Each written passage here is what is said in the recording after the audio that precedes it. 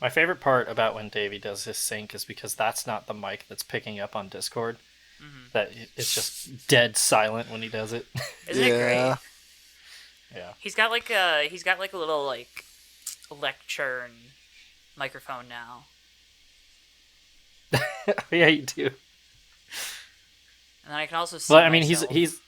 he's about to lecture the Xfinity series on racing conduct, so it's fitting. I Probably am, yeah. I don't know why Davey would be Yeah. the person to do that, but What? I have pedigree. Yeah, totally not the standard that we've set on this show. So, What the hell?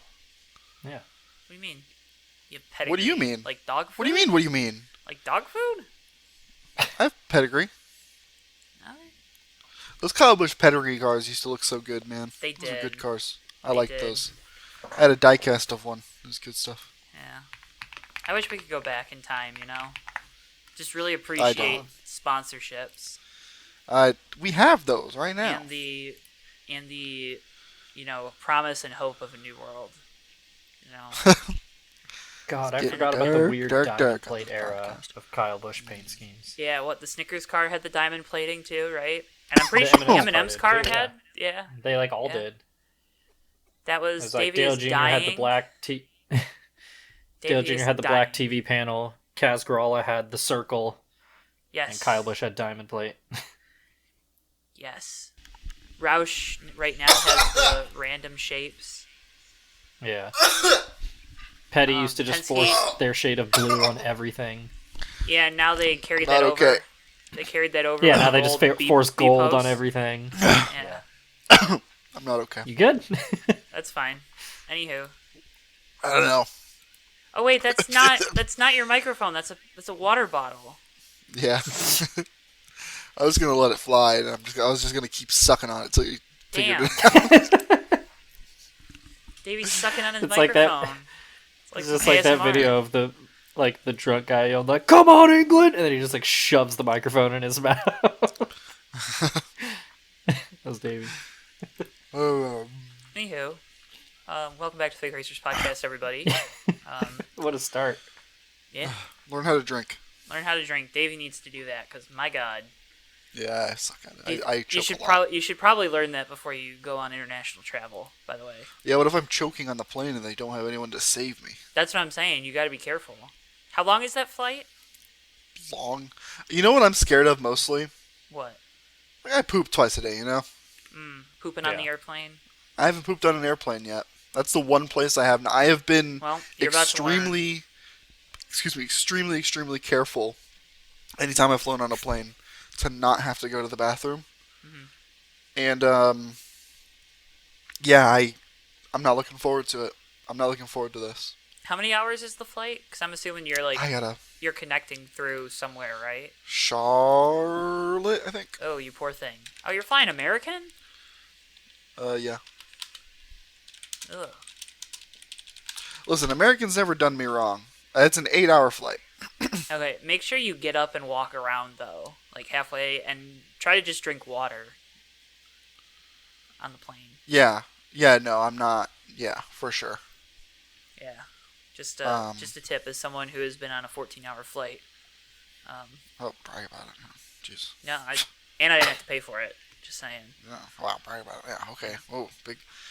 High roller. I am. High roller. I am. High roller Joe Twansky. That's right. High roller. I work hard for a Unbelievable. living. Yeah. Working hard or hardly working. That hurts. You know who else was high rolling this week? Denny Hamlin, because he dominated at Martinsville. Scrominated. Had a really stupid flag after the race that really just grinded my gears. God, everyone really is really mad about the flag, which means Ooh. it probably worked, you know? Ooh, we're like Ohio State football. We're against everyone. That's Like, probably why. like There it F is. off, Denny. Like, Uh, homeboy doesn't know, you know? I mean, he did win. Yeah, but he doesn't know. He's an Ohio State football fan. Like, honestly, I lost a lot of respect for Denny Hamlin this offseason because of that, you know? Yeah, I bet. Like, Ryan Bet Blaney, you I did. can at least respect it because, like, his dad's from Ohio, so it's kind of like, okay, that's fine. But like Denny Hamlin's just a bandwagon fan. Mhm. So, you know, lost a lot of respect for him. Yeah. I feel you. But Dave's just gonna be a dick God. this whole episode, I guess. I haven't even done anything wrong. What have I been doing? What am I doing? Huh? Joe's trying doing so nothing. hard with the bait right now too. I'm not. No, I said Joe is. It's not Oh, bait. yeah, Joe is, It's yeah, not yeah. bait. Like I'm serious. Like I get angry about my college football rivalries. That's real. That is like 100% real. So You know that is true. Actually. Yeah. I'm I very know you mad well at Denny enough to know Hamlin. that there's no artifice there. I can't, like, that one I can't. That's not bait. Like, I'm like, why are you out there with that flag? Like, I saw the flag and I was like, that's pretty cringe. I don't really care. Anyway, yeah, and then I well, just yeah, turned the race off. exactly. Because I was like, I don't feel like watching post race. I was But watching is college what it is. basketball. Yeah. Yeah, no, But- Denny Hamlin. I was though, watching NASCAR, baby. absolute clinic. NASCAR. Clinic.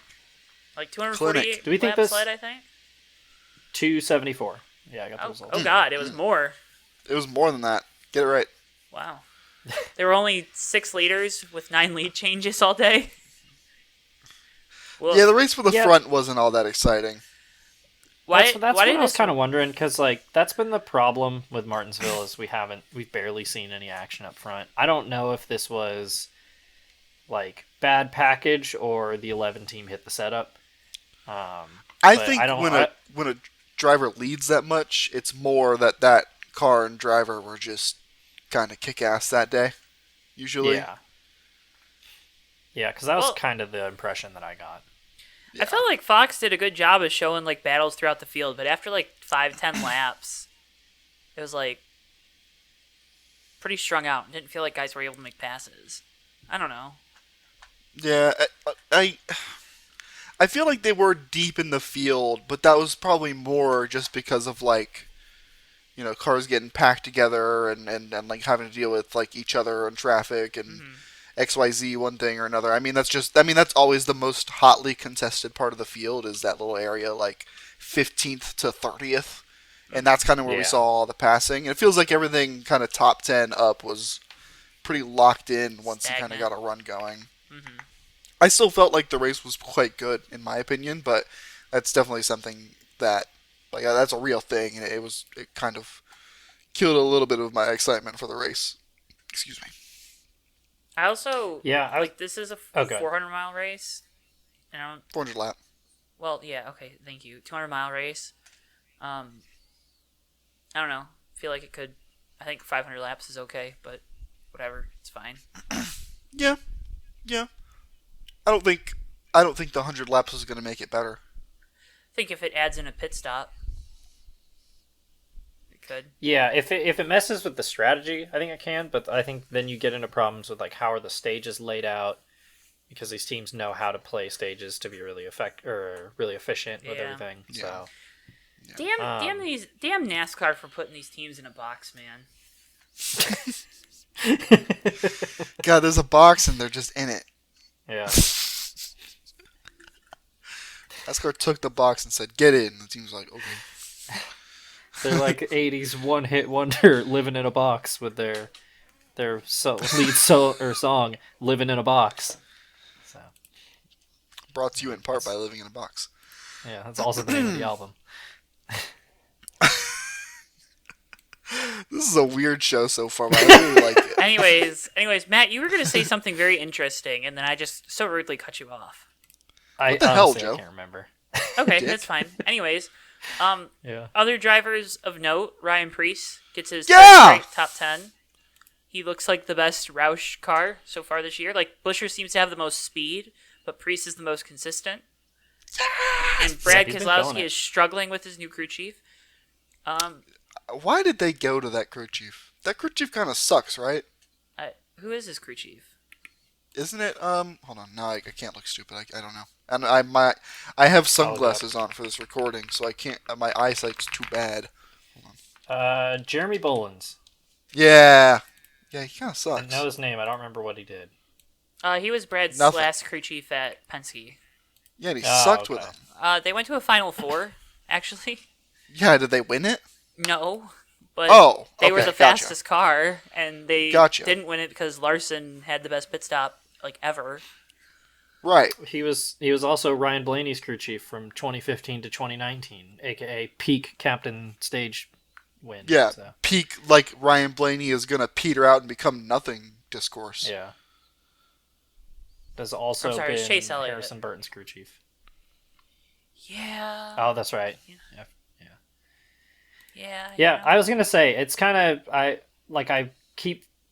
it's like snuck up on me how bad the 6 team has been this year because I just haven't seen them at all.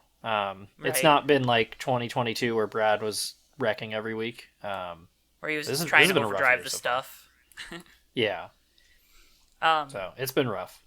Other driver note, Todd Gilliland, top 10. Cool. Todd. And then great one from Todd. I wonder if they're going to give their employees any bonuses. And then probably not. Bubba Wallace gets a second straight third place finish. Bubba has been as fast as he has ever been so far this season. Been good. Crew chief change, right? That's one of the few that feels like it's working out so far. It's clicking. Another one that's working out so far, of course, Josh Berry, new crew chief, new team, but that's he was new fast crew chief for that team. issue.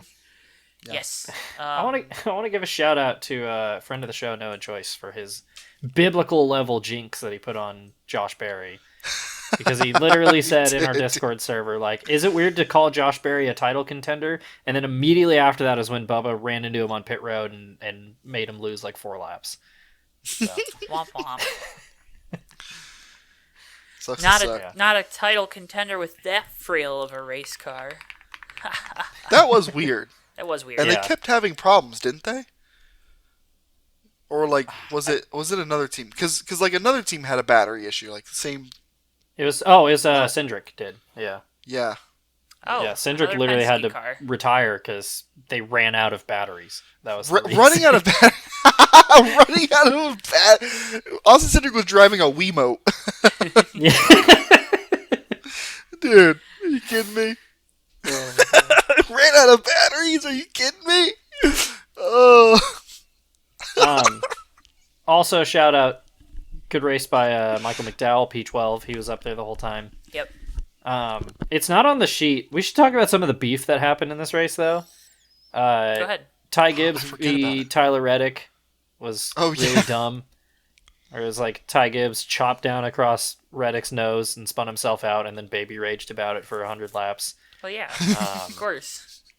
He's baby driver. You had Busher Ty Gibbs and Gregson. was finally... Wait, real quick. Ty Gibbs was finally fast this week and still managed to not get a good finish, right? Is that correct? No, he came back to like 12th or 13th. Yeah. Okay. So good recovery drive. But anyways, congrats. He also did set. Yeah, go ahead. You're gonna say it. Set the record for most starts for JGR without a cup win. So that's pretty funny. Step aside, JJ Ailey. The one between Gregson and Busher was really weird to me because there's just a big stack up and Busher literally nowhere to go and he and Gregson got together. And then Gregson was like swerving at him with his hand out the window under caution. And I was like, did nobody tell you? Like, the whole field was stacking up because somebody like almost spun out in front of you. Like, yeah, you're going to get run over sometime. Like, what are you mad about? There was quite a bit of nonsensical beef on Sunday because there was also, this one wasn't as much beef, but like that wreck where Herbst got spun off of Cindric. Yeah. Where like, it looks kind of like Cindric maybe missed the corner a little bit and Herbst didn't give a lot of room. But also, like, right before that on the straightaway, Herbst is, like, dooring Cindric the whole way, and they're 3 wide. AJ Allmendinger's on the bottom, just getting railed, like not of his own accord. And then they just go off into the corner, and Herbst gets turned. And that was bizarre. What a bizarre incident. I don't know. What do we do? Martinsville was wacky this weekend, and we'll get to the Saturday race, but it was wacky. Oh, yeah. Anywho. SVG lost the wheel at one point. That was a good one. He's having a rough time on the oval so far. Yeah, he had a day to forget. It's so weird because I feel like, sorry Joe, but it just feels like SVG maybe had a little bit more promise in his one-off starts last year in Cup at the ovals. I think it's because he had more laps in the weekend. Yeah. Yeah, that's true. That's a good point. And that's probably exactly it. Yeah, I'm looking at this right now. Like, let's see. Finished 15th at Talladega, 29th at Las Vegas, 12th at Martinsville. Yeah. Yeah, it's been bad though so far. And not that 29th at Las Vegas is good, but like that's not for like For as rookie... far off as he's been this year, let's say. Yeah. Because he's been off from 29th. Yeah, he has been. He's been mired in the 30s for the most part this season. I wonder too if it's brand new team, because you look at when he won, it was the Project 91 car, and then last year he was driving for Colleague, and so this year it's Trackhouse starting up a full-time third team. So it's there's probably some people from the 91 car on that, but for all intents and purposes, it's a brand new team. So I think there's going to be some teething troubles. And that's a good perspective to keep when I think about that car. Because I hadn't really thought of it that way, and that's true. It is a brand new team. It's a 2-car team expanding to 3 cars full time, which is a big jump. But at the end of the day, we still expect that team to make the playoffs by winning a road course, right? Expect is hard, but I would be surprised if it doesn't happen. Yeah. I think it should. Right. Yeah. And then probably I would eliminated in the first round. But yeah. But hey. That's what it is. Hey, made the top 16. Still get the money. Mm-hmm. Just like it's gonna be really funny when we have H-Bird. It's gonna be. Yeah, I was gonna say it's gonna be really funny when we have to have discourse about Shane Van Gisbergen taking a playoff spot from somebody like we had with Burton last year. We won't. You know what? We won't though. Because that's how the rule of cool works. That is true. It is objectively That's cooler. That's a good point.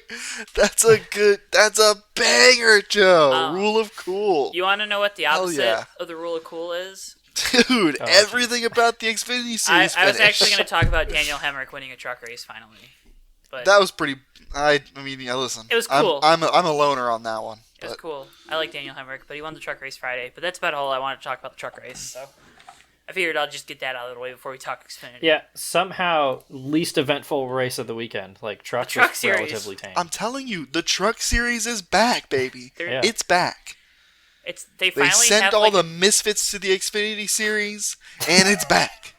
Yeah, the misfits. They sent who did they send up? Christian Eckes, Austin Hill, Sheldon Creed. What an idiot! Dean Thompson, Chris Wright, moron. Chris Wright. Those are 2. Idiot. Those are good ones.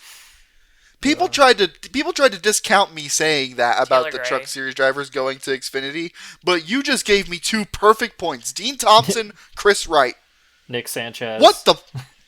Nick Sanchez has just kind of sucked mostly, but yeah, Christian other than that, like I thought Nick Sanchez has done pretty okay. I mean, he's all right. He's a little off from where Parker was, but I mean, I would expect that. Had a bad night. Who wouldn't be? Exactly. Who wouldn't be? I mean, I was gonna say the Xfinity is gonna be the meat of this episode because I feel like we all have a lot to say. What a load of absolute shit! What in the world was all of that? The worst part was with like 100 laps to go. I think Adam Alexander goes, "Yeah, we're like way under our caution quota for what we typically get." Like, and of course he said that. Of course he said can't say that. But also, like, I thought that race was pretty good up until the last 190 laps. Yeah, it was really good. 100 to a 90 thoroughly laps. enjoying it. It was a pretty good race. Yeah. CW is on point as they have been all year. They have been. And then, just... So, the call of that finish was crazy. And Alexander's, like, dying in the booth, screaming. I'm not gonna lie, I don't think I've actually heard it yet. I've only watched. So, I had plans to go to my friend's birthday that Saturday, and I was, like, watching the race, and I was like, okay, I'm gonna be, like, 15 minutes late or whatever. And then the final 100 laps happened, and by the time I was a half hour late, they were under red flag, and I was like, I'm gonna miss the whole thing. I just gotta go. And then I ended up checking the finish of the race later on my phone, and I was like, what the hell? How did this happen? And, like, when I look back at that finish of, like, the cars that are running in the top 5, I think the only guy that we're going to leave this race and be like, you know what, good on you, is probably Sheldon Creed, because every other person in that finish was a goddamn wrecking ball at some point in the race. Brandon Jones. Yeah. Oh, you know what? Okay, Brandon Jones. I think he might get a pass. I thought he was going to win that damn race. Yeah. I thought he was going to sneak through. I thought he was going to be the one.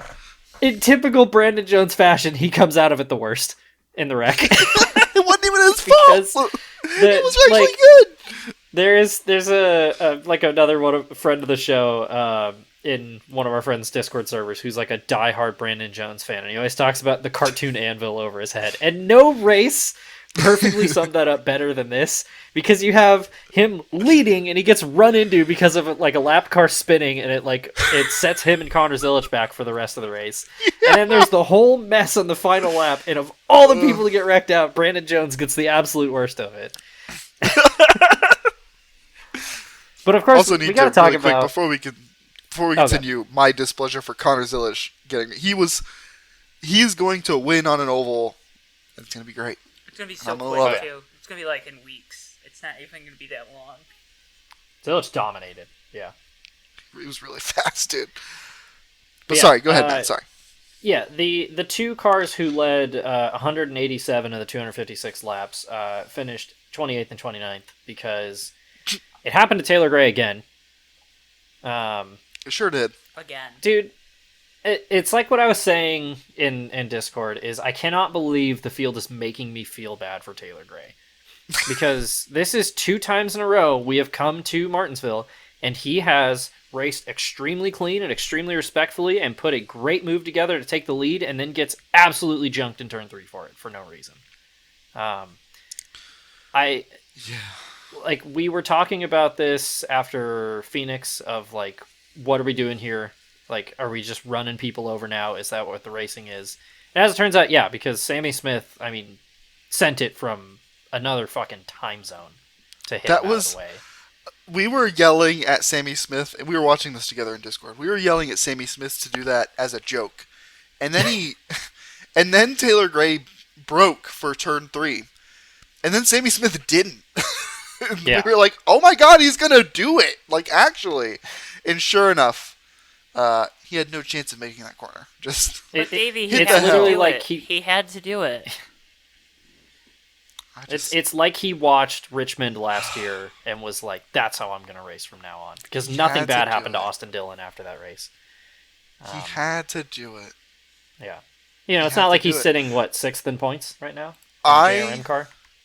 I despise the I had to do it answer more than anything in the world. When a driver gets out of the car from doing something absolutely fucking despicable, and they say, I was just trying to win the race, I think they should get fucking parked.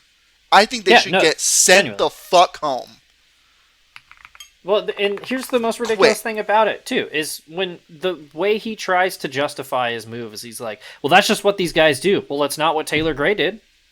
So what's your excuse for that? It's the same thing with Christian Eckes last year, Yep, and that pissed me off really bad, because Sammy Smith hit the hell out of Taylor Gray to get the lead on one of those first restarts. Mm-hmm. And Taylor Gray retaliated in the most courteous way possible. Didn't send him up like 5 lanes, just enough to sneak under him, and they were still side by side for like 3/4 of a lap. Yeah. That's how you do it. That's how you're supposed to do it. The fact that it was then, like in my opinion, even after Taylor Gray did that, he still owed Sammy Smith one, because he hit him nowhere near as hard as he got hit. And then Sammy Smith just cleans him out, and, oh, that's what I had to do. Oh, these guys do this all the time. They do it all the time because they saw you do it. Or, and that applies to anyone, one person does it, and then everyone thinks it's free game. And I cannot get behind it. I'm sorry, I'm all over the place. But, you look at 3 and 4 on the white flag lap, and, that happened. Sammy Smith hits the hell out of him. He's not making the corner. Justin Allgaier and Austin Hill are both mine, and they're trying to gas it up now to, Justin Allgaier's slamming into he slams into his own teammate to get through the corner to try and win, and then they get hooked together, and then behind them it's all the same nonsense. It just, like everyone in that moment became Ty Gibbs at Sonoma last year. Like he got wrecked and they just laid the throttle down and just hoped and just waited until they hit something. You know, Yeah. like we don't have to do that. We don't have to do that. I don't know what it's gonna take. I don't know. I don't know what's gonna take for this to stop, dude. I mean, Allgaier had a really good quote after the race that I liked, it was along the lines of like, I wish I could be the guy who's the enforcer, but unfortunately I'm not big enough for that because he's like 5'2". But yeah, like, I mean, if you're a young guy, and it's just like what we said at Phoenix like 3 weeks ago, where it's like if you watch Eric Almirola, who's a 15-year vet, just stuff somebody in the wall for a win, how are you then going to say, well, that, you're going to see that and go, okay, well, that's okay then. Right? Because nobody held him accountable for that. Nobody held Christian Eckes accountable for it last year. And this is going to keep happening until we actually hold these people accountable. Right? Yep. And Mike Joy was laying into the Xfinity drivers all day on the broadcast. Re-sign Mike Joy. I don't care how passing he is. Send his ass back to the booth. That was good. And that wasn't even the only incident. I mean, one that was almost as bad was Austin Hill, like, baby raging at Christian Eckes. When, again, Eckes just moved him up the track a little bit.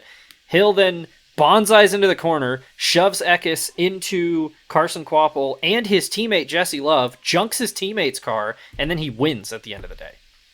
Like, this shit goes from the top to the bottom. Yeah. And that's why I said that nobody's innocent in this, right?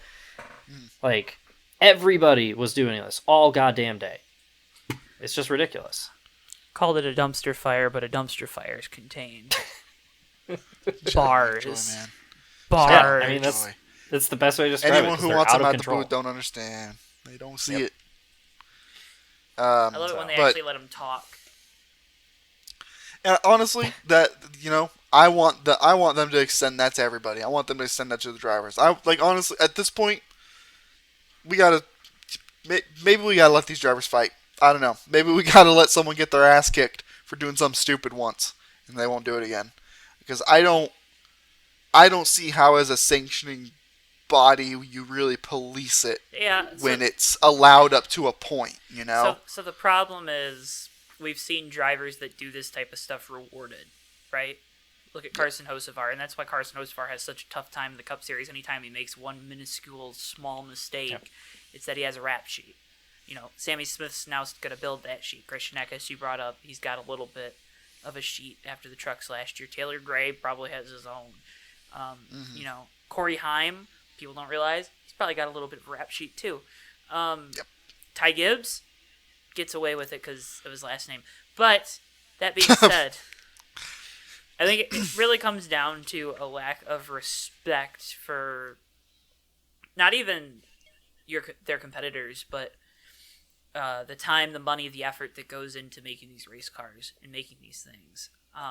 You have a lot of young drivers that don't know how to work on their car, that don't have to physically turn wrenches anymore.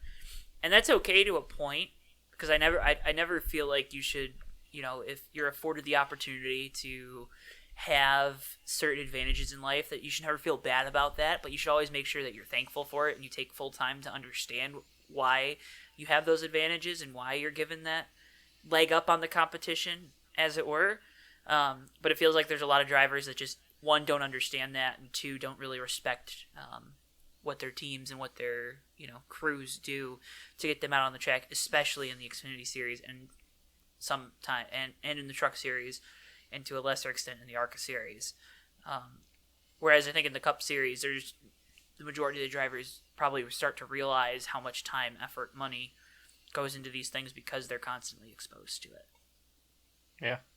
But well said. I think that's a bigger problem to the symptom than being the lack of respect on the track for one another. Because these guys are told from a young age to do everything to win, win at all costs, and they're taught that, right? And now, NASCAR incentivizes that with the playoff system, and that's not to say that the playoff system's bad. We all have our opinions on it, but it does inherently lend itself to things like this happening, and drivers trying to use that as a rational reason for why that they can do some of these boneheaded things. Yeah. Well said. I mean, well said. So. Thank you. Joe, that was spoken like a man. Thanks. Yeah. Well, and I mean, to kind of go off that, I do want to give a shout out. Brendan Poole, P4, absolutely Dash for drives cash. with that mindset. Yeah, he's in the dash for cash. But like, About it. that's a great example of a dude who, he's done so good for Alpha Prime, and then because he knows, he's like, I got to take care of this equipment because Tommy Joe works his ass off to get this car ready for me every week. And this is what happens when that, when it pays off. So it's so frustrating because this goes from the top down. And like, I don't think fighting is obviously a solution. I don't really know how you do that. Like we said, you need a code of conduct for fighting, like in hockey. I think you just have to start parking people. I really do.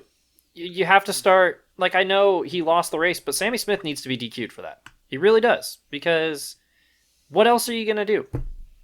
This is just, like, what have you done to discourage him from doing that? He's just going to look at this and go, oh, damn, I didn't hit him out of the way the right way this time. You know? It's just ridiculous. But unfortunately, Shit's there is gotta a right change. way to hit someone out of the way, right?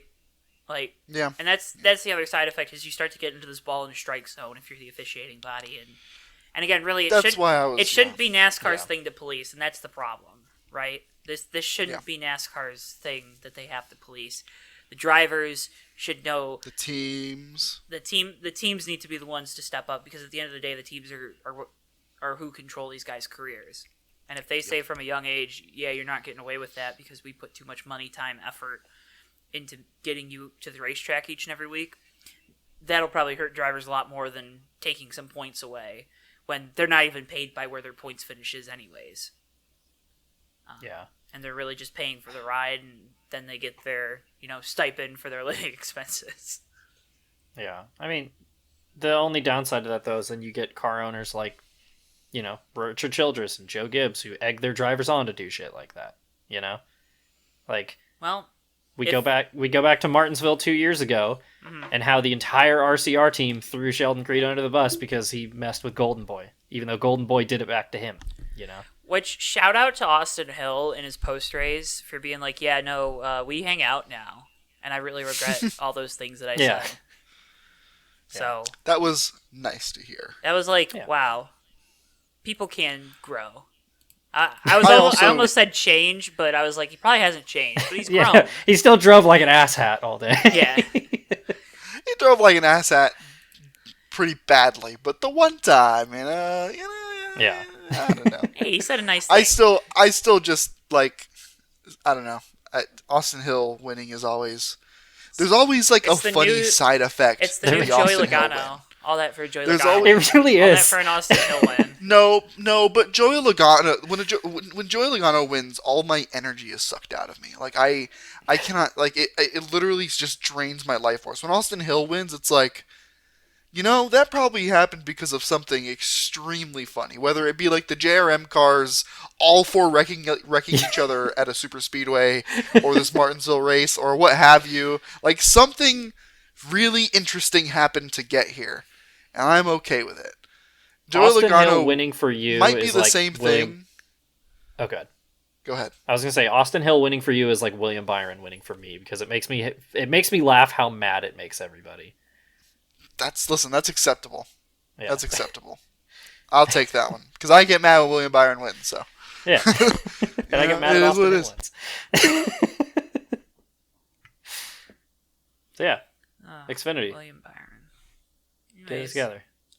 All right. Well, let's go ahead and let's go from the shop. Why don't we? Steve Phelps was named the commissioner of NASCAR. He'll work on expansion, international outreach, etc., those types of bigger brand initiatives, let's say. Steve O'Donnell was then promoted to Phelps' old position of president of NASCAR, which more so oversees the day-to-day operations. Hey, why? Yeah, I was gonna say, because why? the commissioner's a new position, isn't it? Yes. Yes. Okay. I don't think NASCAR's ever had a commissioner, ever. They have, but it was more symbolic. Oh. Yeah. There's a couple things probably at play, right? NASCAR is obviously looking internationally to expand. We hear about Brazil, obviously Mexico this year, going back to Canada. So those are all things that Phelps will probably have a large hand in. Also probably working with different markets around the U.S. and different kind of outreach to grow the popularity of the sport. That's more what Steve Phelps will be working on, which I think goes along with a lot of things that he talks about. Then you move Steve O'Donnell into his role. That means there's another high-level position that is open. I would assume Ben Kennedy's probably a guy that's going to be up for promotion here because he's kind of been learning everything along the way. Because, again, this is going to be his ship to steer in 10, 15 years, if not sooner. So, Cool with me. Yeah, sounds about right. I guess. Sure. I don't know. Got any thoughts on any of that? Fuck no. No, I didn't think so. don't know enough about what being commissioner means. So. It's cool news. Yeah, I guess we'll see how that works. Maybe he's the one that's going to have to file the lawsuit against 2311 front row. Anywho, all it is there's also that, right? It's politicking and posturing, I'm sure. I also, real quick, before we move on, I want to move on as soon as possible. But it's funny that how they listed the the president of NASCAR, Steve O'Donnell, day-to-day stuff, and then Steve Phelps, commissioner, all these other things. I feel like the responsibilities for those two roles, at least in name, need to be switched, right? I feel like commissioner should be day-to-day, Yeah. right? Because I don't know. I mean, what does any other sport commissioner do? Do they handle the international outreach? I mean, or yes. I think sorta? they do actually. Well, yeah. So I'm going to draw a parallel to the NFL. Yeah, Roger Goodell is the commissioner, and yeah, I would imagine he's essentially the face of the league. So I would imagine he does stuff. He does do international outreach and things like that. So you're saying Steve Phelps is the new face of NASCAR? We finally have a face of NASCAR? What does Steve Phelps You know face what look Steve like? Phelps looks like. I'm drawing a blank on. Oh, okay. Yeah, I know this guy. Okay. I mean, it's a face. I don't know if it's the face of NASCAR, but it is now. Well, we tried to make it Chase Elliott for all these years, and he has no apparent want to be it. So man just doesn't like his job. And Dale Jr. only wanted to be the face of NASCAR after he retired. So they made a funny little joke TikTok with Chase Elliott where they made him sign a thing and oh, you turned it over and it was you have to do 3 TikToks with us, and he turned it over before he signed it and he crossed it out and he wrote 0 and then signed it. I was I don't think you realize just how on brand you just were, man. You just declined to do social media work. 3. It wasn't even an outrageous number like some of those TikTok trends are. It wasn't 300. It wasn't 30. It was 3. And he crossed it out. To be fair, I also don't want to do any social media. I don't know. It wasn't Earnhardt 3. It should have been. NASCAR social media has been on point this year, by the way. Dude, whoever they got coordinating all their stuff is doing a stellar job. The videos from Homestead alone, the GTA parody they did with Carson Hocevar, that was 10 out of 10. That was so good.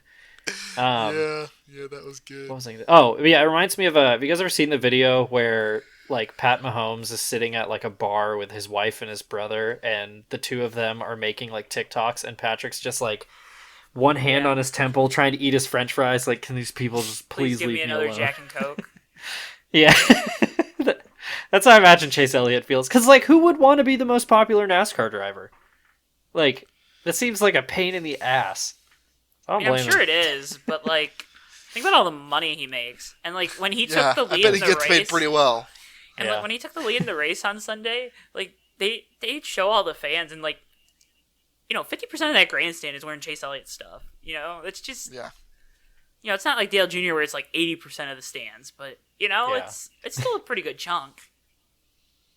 Because there's still 25% of the grandstand that's wearing Dale Jr. stuff, but... Yeah, exactly. All the people not rooting for Chase Elliott are still wearing their junior. 80% Chase Elliott, 20% Dale Jr. 80% Chase, 25% Dale Jr. I always like it when I go into the stands, and I've always seen a lot of Brad Keselowski stuff at MIS because obviously he's Michigan and whatnot. But I always like when I see Erik Jones stuff now because it's dime a dozen, Yeah. And they don't like make any merch for him really, which is crazy because he drives like one of the 3 most historic numbers in the sport. So you'd think like he'd have more merch, but sorry, soapbox, because that's a good transition. He got disqualified this past week because Legacy Where Motor did he Club finish before that? like 20 something. 24th. Yeah, Oh, okay. yeah, he was booty butt cheeks all day. Yeah. But shout out to Legacy Motor Club for being like, yeah, we did an audit and like we didn't control it, so yeah, that sucks. Anyways, Whoopsie. shout out to Jimmy Johnson being like, yeah, we got to do better by Erik this year, and that's not happening. Listen, John to a good Nemechek's not been doing horrible. That's true, but they're still not doing better by Erik. So, Well, listen, I'm sure some of that's up to Erik. I mean, I don't know, man. Qualified top 10 at Phoenix somehow in that car, and you know, Sounds like they had a fast car. I wonder what happened. Maybe the driver wasn't doing it. No, it was a pretty bad pit stop, a couple of them. So God, just let me bait you. Jesse Love's making his Cup debut at Bristol in the 3rd RCR car. Austin Hill's like, yo, what the hell? Austin Am I Hill. just stuck here forever? Yeah, And they're like, yes. And he's like, okay, fine.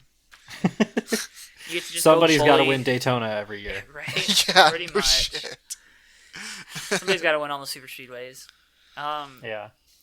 And then Lionel is adding a tariff surcharge to diecast purchases made after, I don't know, like April 2nd for some reason. Wow, looks like I'll continue to not buy Lionel diecasts, as it turns out. It's like a 15% surcharge on wholesale and 5% on retail. Good Lord. Yeah, so big shout out to Lionel for continuing to try to kill the diecast collecting market. Much like Chase Elliott, they Yeesh. probably just hate their job. No. They hate printing money. Yep.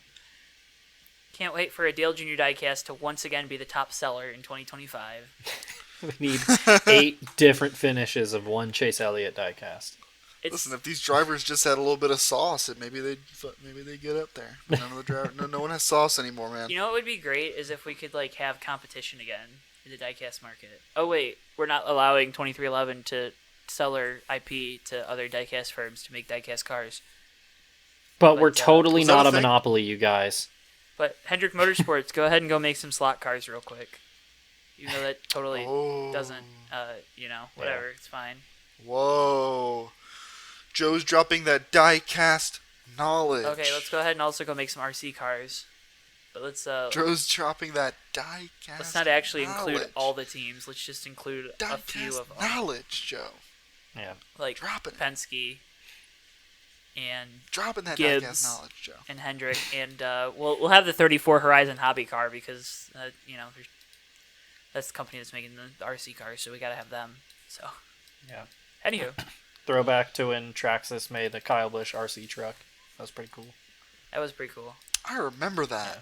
I remember when they had like the setups in the fan zone, and then there'd just be like a few of those things whipping around, and like Yeah.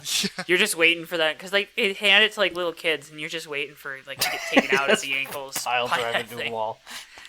No, So, no, like pro tip. those things were out in the fan good. zone. Like you could get taken the F out Yeah. by one of them. So, pro tip, RC cars, very cool. Don't get into them. Yeah, very Literally the expensive. worst investment for a hobby you could ever make. It Yeah. will be broken every single time you take it out. Just get slot cars. It's more fun. It's more economical. Or just watch YouTube videos of people racing RC cars. I go Yeah. probably once a year. Once a year, I'm like, you know what? I'm gonna stay up until 4 a.m. I'm gonna watch people race like sprint car RC cars, GT3 RC cars. I'm gonna do a little bit of Baja truck. I'm gonna do some other oval stuff, and then like, oh geez, it's 4 a.m. Hold on, let me finish this last RC car video of this guy who has like a Formula One car that has aero because it goes like to scale like 5 billion miles per hour, and then I watch that and then I go to bed. Yeah, that's me with like video essays about like I've never seen this movie. Okay, I'll watch this. I'll watch this video essay of analyzing the production of it. Jeez. God. Anywho, let's go ahead and head on over to everyone's favorite moment of the week. Your bottom split moment of the week. I'm gonna go first. No, that's the least favorite, actually. I'm gonna go first. My bottom split moment of the week least favorite. was the fact What's the least that Chris Wright got a top 10.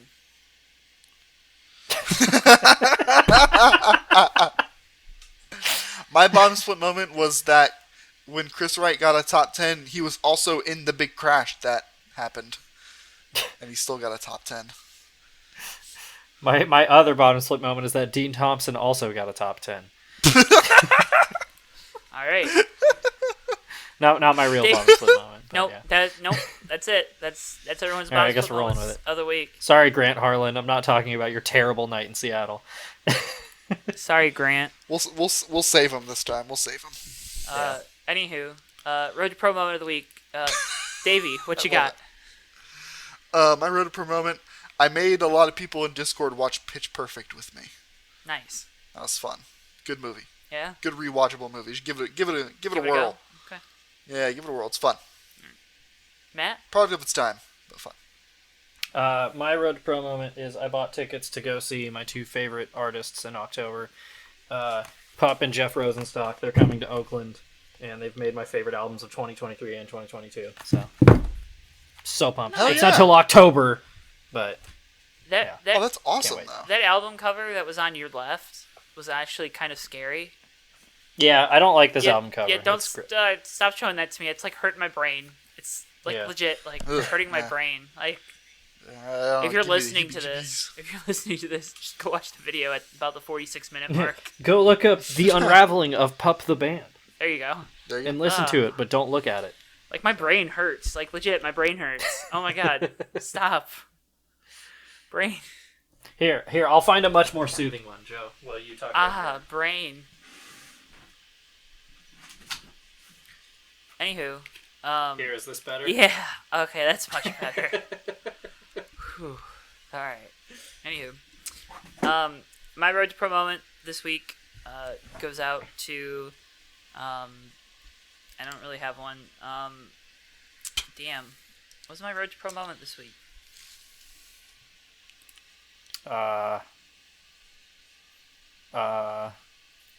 I should think about this stuff before we do the show. Joe, what are we doing here? My Road to Pro moment goes out to my friend for doing something really cool. Yeah. All right. So, all right. Nailed it. Anywho, nailed it. Stuck the landing. Folks, we appreciate you so much for listening to the Fake Racers podcast this week because, boy howdy, did we go from 0 to 100 back down to 0 here in the last couple minutes. We appreciate you so much. Make sure if you haven't already, drop a like on the video. Make sure you're subscribed to us here over on YouTube, and you're also following us on your favorite podcast platform, Track and Turf Media, on YouTube, and then here on Spotify, Apple Podcasts, whatever podcast platforms you listen to. The cast. Ziggy! Ziggy, you got anything you want to say this week? Do you have anything to say, buddy? Ziggy says, No. Rare. Speak, my son. Rare. Hi, Ziggy. Anyways, okay. Davey, you got anything that you want to talk about? Hey, no. All right, Davey. We'll not see really. Davey back in a couple I'll miss weeks. you guys. Yeah, That's what I'll say. yeah. Thank you. I was giving you that opportunity, but I forgot that I was... Dude, it's I get it. a lot. Lot going on. I'm gonna miss you guys, though. Hey, you have fun. I cannot believe... Well, we have a little surprise in store for one of these episodes while I'm gone. Filter. Oh yeah. Well, you know what the surprise. Yeah, Yeah. it is. I forgot about that surprise. That'll be Yeah. really interesting to see how that gets done. I'm excited. I am. It's gonna be the first 4-hour Big Races podcast episode. Wink, wink. The best part is it's going to be after like the weekend where there is no cup race. Yeah. Bro, don't put Even your more clothes in my nonsense. mouse pad. I'm all about that. So it'll be fun. God, he's climbing on the keyboard now. Ziggy is saying that it is time to end this episode. It's time to go, says So- Siggy. Folks. Oh, we now he's appreciate rubbing his you- face on the microphone. We appreciate Oh, you. Ziggy. We appreciate you so God. much. Can't thank you enough for watching this week's edition of the Fake Racers podcast, and we'll see you guys next week right here on Track and Goodbye. Turf. Ziggy, say goodbye. Bye.